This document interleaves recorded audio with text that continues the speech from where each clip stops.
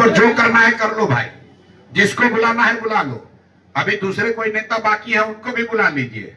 सरकारी तंत्र का इस्तेमाल मत करो। और सरकारी तंत्र का भी इस्तेमाल महिलाओं को डराने के लिए सरकारी योजना के नाम पर कभी कहते हो 2 लाख रुपए देंगे। अगर मतदाता जागरूकता अभियान चुनाव आयोग चला रहा है तो उसका एक जागरूकता का पॉइंट होना चाहिए कि कोई भी मतदाता वोट न बेचे, डर कर कोई वोट न दे। चुनाव एडमिनिस्ट्रेशन तो इसका उल्टा करा रहा है। एडमिनिस्ट्रेशन कह रहा है कि आप पैसा लेकर वोट दीजिए, एडमिनिस्ट्रेशन ये कह रहा है कि आप डर कर वोट दीजिए। एडमिनिस्ट्रेशन ये कह रहा है कि अगर आप सत्तारूढ़ पार्टी को वोट नहीं देंगे तो आपका सब सुविधा रोक दिया जाएगा। आपको बाहरी बता रहे हैं। अब बेचारे कभी कभी आते हैं, उन पर ज्यादा टीका टिप्पणी करना ठीक नहीं है। SIS चलाते हैं और बड़े बिजनेसमैन हैं, पिताजी राज्यसभा में MP रहे हैं, तो पटना घूमते फिरते बाबूजी के घर में कभी आते हैं। और कभी कभी मेरे पुराने मित्र भी हैं, अच्छे आदमी हैं, पढ़े लिखे व्यक्ति हैं, लेकिन पार्टी का दबाव भी तो है। नीचे नीचे वो भी यही कह रहे हैं कि प्रशांत किशोर को जिताओ। आप ऋतुराज सिन्हा के जितने मित्र दोस्त काडर लोग हैं, अब आपने बात छेड़ दी है। ऋतुराज सिन्हा जी बेचारे यहाँ पर MP के टिकट के दावेदार थे। भाजपा के जितने यहाँ पर MLA लोग हैं और संगठन के कई लोगों ने उनका टिकट काटने में अपना योगदान किया है। तो ऋतुराज जी सक्रिय होकर वो अपना हिसाब सेटल कर रहे हैं। ऊपर कुछ बता रहे हैं और नीचे सबको भाजपा को बता रहे हैं कि भैया प्रशांत किशोर को जिता दो, क्योंकि उनको अगला चुनाव लड़ने की उनकी आशा अपेक्षा है। और ऋतुराज जी अकेले नहीं हैं, ऐसे कई लोग भाजपा के हैं। हर वार्ड में भाजपा के जो लोग हैं वो लगे हुए हैं कि किसी भी तरीके से भाजपा को हराया जाए।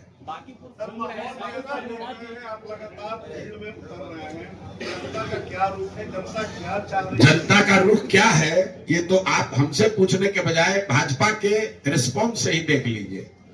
कल तक ये बता रहे थे कि हम तो बैठे बैठे जीत जाएंगे, आज इतनी मशक्कत कर रहे हैं। तो कल किसी एक अभिनेता को पूछा गया तो कहता है कि भाजपा वाले हम लोग हर चुनाव को बहुत गंभीरता से लेते हैं। तो भैया इतनी ही गंभीरता से आप गुजरात में भी लड़ रहे होंगे, इतनी ही गंभीरता से छत्तीसगढ़ में भी लड़ रहे होंगे, ऐसा तो मुझे नहीं दिख रहा है।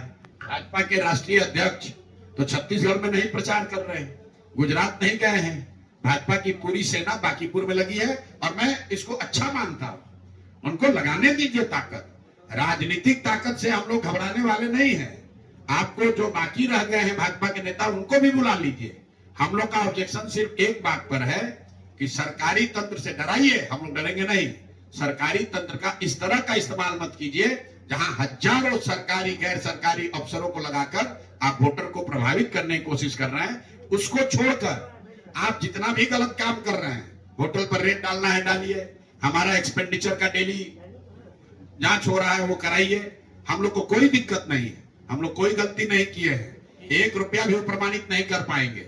उनका इलेक्शन कमीशन है, स्टेट गवर्नमेंट उनका है, केंद्र सरकार उनकी है, IT ED सब उनका है। अगर हम लोग गलत कर रहे हैं तो आप कार्रवाई कीजिए, वो सब राजनीतिक लड़ाई के परिधि में आता है। लेकिन जीविका दीदियों को लगाकर DM तो नहीं चुनाव लड़ रहे हैं ना, चुनाव भाजपा लड़ रही है। भाजपा अपने संसाधन लगाए, भाजपा अपने नेताओं को लगाए, DM क्यों चुनाव लड़ रहे हैं, यहाँ का पदाधिकारी क्यों चुनाव लड़ रहा है? और लोगों को धमकी क्यों दी जा रही है कि अगर आप वोट दीजिए नहीं दीजिएगा भाजपा को तो आपका राशन कार्ड कैंसिल हो जाएगा, आपको आपका बिजली कार्ड दिया जाएगा। ये क्यों कहा जा रहा है? हम लोग ऑब्जेक्शन उस पर कर रहे हैं। भाजपा के प्रयासों से जो गैर कानूनी भी है उससे भी डरते नहीं है। उनको जितना ताकत लगाना है लगाने दीजिए, उससे ज्यादा तो आप लोग घूम रहे हैं हर मोहल्ले, आप हमारा ही सभा नहीं देख रहे हैं, भाजपा का भी सभा देख रहे हैं। तो कल यहाँ नाले पर कल एक बैठक हुई है वार्ड 23 में। परसों वहां पवन सिंह का और विजय सिन्हा जी का मीटिंग हुआ था, जिसमें कुर्सियां चली थी, लोग ऊपर से पानी फेंक रहे थे।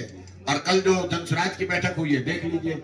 आपको ये देखना है कि भाजपा का पूरा तंत्र, नेता अभिनेता, नाच गाना, पैसा साधन सब लगने के बाद भी उतने लोग भी नहीं आ रहे हैं जितने की सुरक्षा कर्मी उनके साथ चल रहे हैं। क्या उनको डर नहीं लग रहा है कि बांकीपुर में उनकी रणनीति कामयाब होगी या नहीं? देखिए, रणनीतिकार कभी थे बिहार में, तो पहले प्रयास में हम बिल्कुल असफल हो गए। जो काम अभी कर रहे हैं, मेरी सफलता असफलता तो इस काम के परिणाम पर निर्भर है। हम लोग फेल हो गए, लेकिन महत्वपूर्ण बात यह नहीं कि हम चुनाव हार गए। महत्वपूर्ण बात यह है कि चुनाव हारने के बाद क्या अपने सिद्धांतों से, अपनी बात से, अपने प्रयास से डिगे हैं या नहीं डिगे।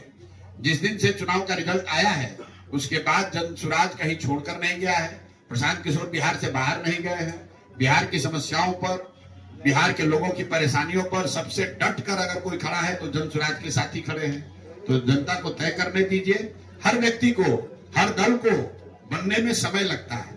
आप जरा अंदाजा लगाइए, आज जनसुराज 2 साल पुरानी पार्टी है। 2 अक्टूबर को 2 साल के हम लोग होंगे। जब भाजपा बिहार में 2 साल की थी तो उनकी कितनी ताकत थी, उसके मुकाबले आज जनसुराज कहां है उसको देख लीजिए। भाजपा 100 साल, करीब 100 साल पुरानी पार्टी हो गई। अगर जनसंघ को जोड़ दीजिएगा, संघ आरएसएस को जोड़ दीजिएगा, 100 साल पुरानी पार्टी जो दुनिया की सबसे बड़ी पार्टी है।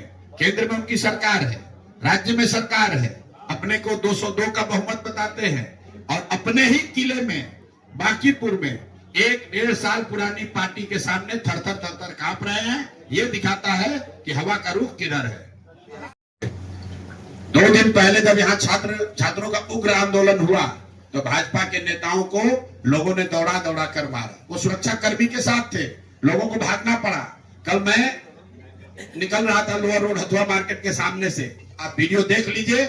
जितने छात्रों को पुलिस दौड़ा रही थी वो भी हमसे मिले, हमसे हमारे गाड़ी को घेर कर वो लड़के भी खड़े थे, लेकिन गाली देने के लिए नहीं, डराने के लिए नहीं, ये कहने के लिए कि भैया आप ही और जनसुराज ही हम लोग का भरोसा है, आप लगे रहिए।